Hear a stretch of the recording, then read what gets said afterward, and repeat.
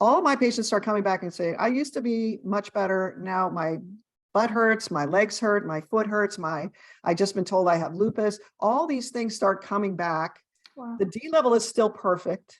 And I don't feel like, ooh, I'm doing something that's really out there. And it turns out that what's happened, I'm going to give it to you as the final answer. What happened was our microbiome requires D. So luckily for me, microbiome became a big, big deal by that time, early 2010 through 2018.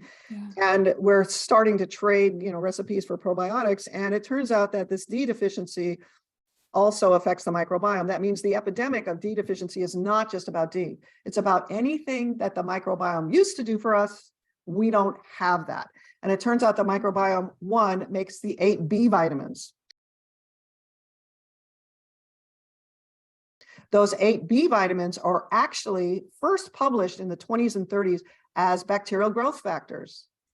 I mean, if you go back into the history of this, it becomes obvious that somebody figured out, oh, like vitamin A, and then there are 8 things called B. Like, what's up with that? Why would there be 8 things called B? That doesn't make any sense. It took me years to actually, wait, I never even thought of this, okay? Somebody back in the past realized that, one, they came from a bacterial culture. You actually cultured the bacteria, and then you made the observation that, when I boil this liquid that has bacteria growing in it, then I can't get these little yellow guys with the black tips to grow in my Petri dish. Oh, I wonder if there are factors in there that are helping them grow. So the idea that there were essential elements from the surroundings, in the background, it meant you had a symbiotic foursome of phyla of bacteria.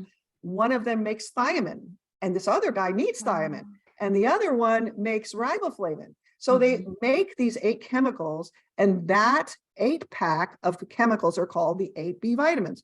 Those bacteria that normally live inside us when we have a D level appropriate for living outdoors would have then provided all the raw materials we need, like every other animal out there that doesn't go to GNC and get supplements. The squirrels are not out here with little signs saying, give me my zinc, okay? Our biology actually came second to those bugs. Those bacteria have been here billions of years before we came.